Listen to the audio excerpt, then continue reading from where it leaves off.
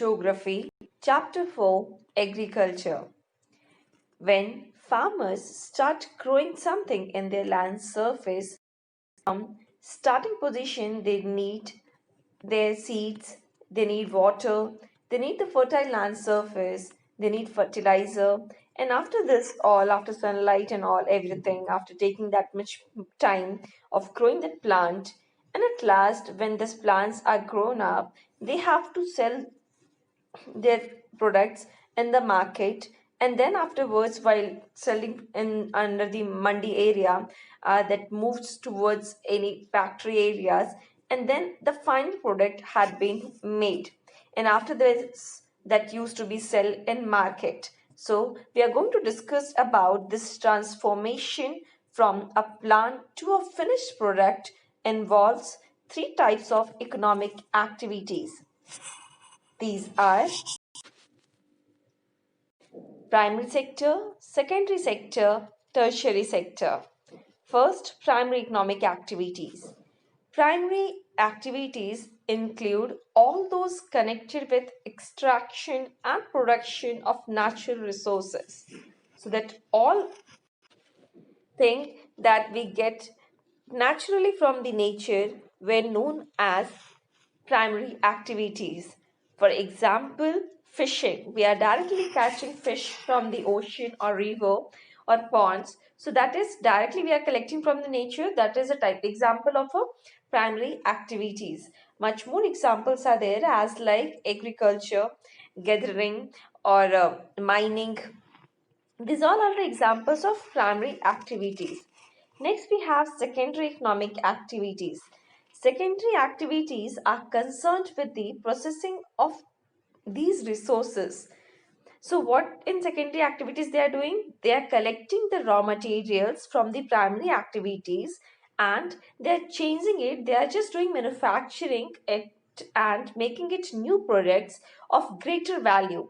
So, if the primary activities they are collecting wheat from there, then they're doing little bit changes while doing manufacturing in machine and making it flow, so the price also increase. So that is the changes what they are doing that will come under the secondary economic activities.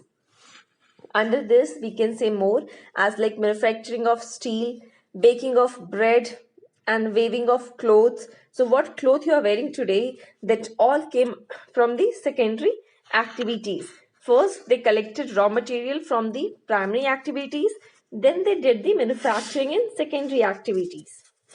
Third, we have tertiary economic activities. So, under this economic activity, where people are engaged in the service industries, under this mainly tertiary activities that provide support to the primary and secondary sectors while giving them the services.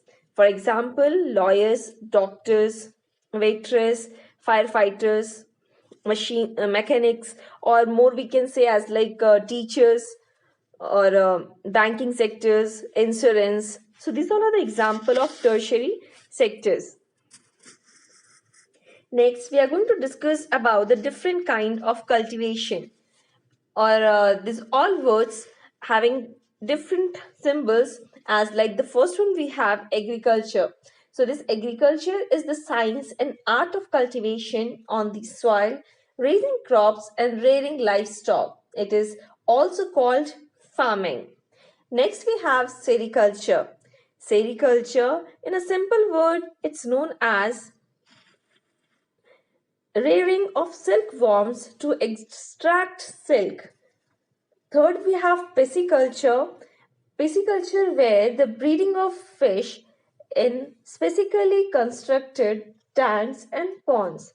So, under this only, they used to collect fishes from the ponds. They used to increase the more number of fishes and then they used to sell it in market. Next, we have viticulture, where they do the cultivation of grapes. In this land surface, they just do the cultivation of grapes, that known as viticulture.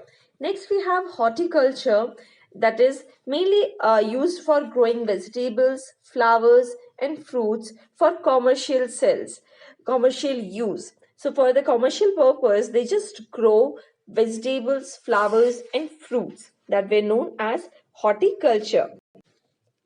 So finally, whenever any crops are grown, in that case, they required mainly the inputs as like they needed seeds, chemicals, machinery, and then afterwards that farmers have to do flogging, sowing, spraying of fertilizers or giving water. So these all things were required in the process.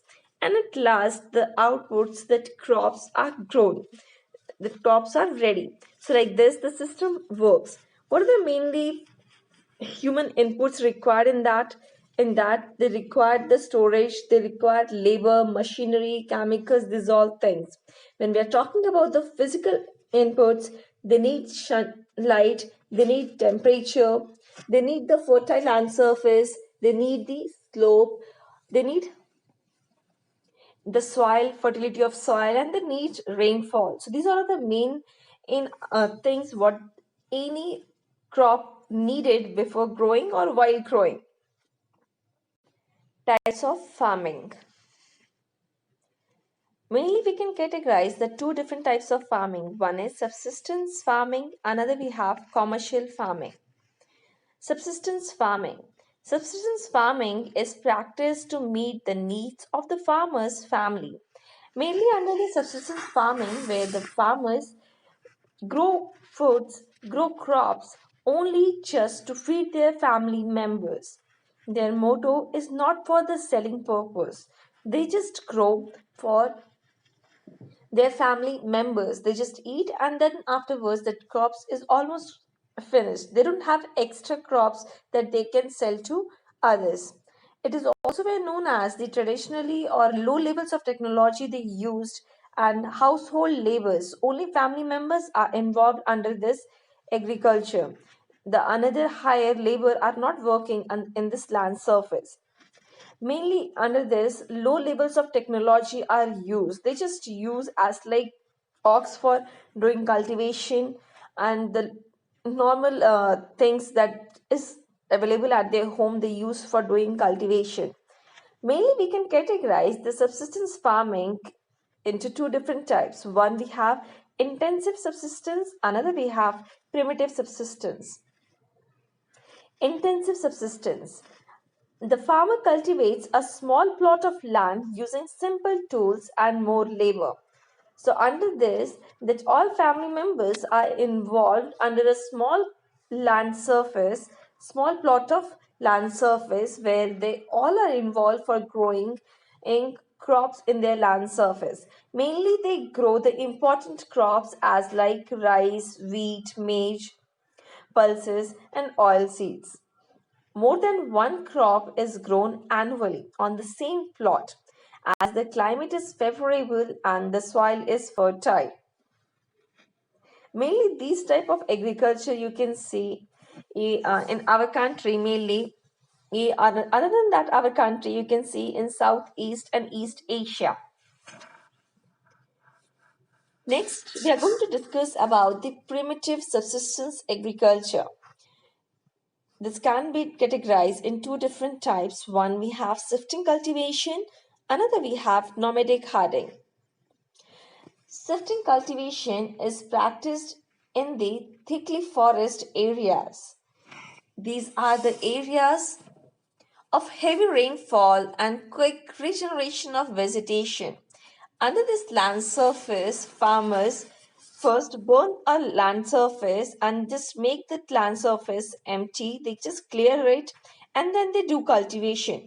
And after growing crops in this land surface, when that land area become unfertile, they used to shift towards the another land surface, and again they do the same work. They burn that forest area, they make it clear, and then they move towards the another portion. Especially when they burn this area, that all things burn things what comes out, they used to spread on the land surface for making it fertile, and that's the reason is also known as slash and burn agriculture. So shifting cultivation and is also known as slash and burn agriculture. Next, we having nomadic herding. It is practiced in the semi-arid and arid regions of Sahara, Central Asia, and some parts of India like Rajasthan and Jammu and Kashmir. Under this, the farmers used to move from one place to different place according to the climate. They move with their animals. It can be goats, camel, sheep, yak.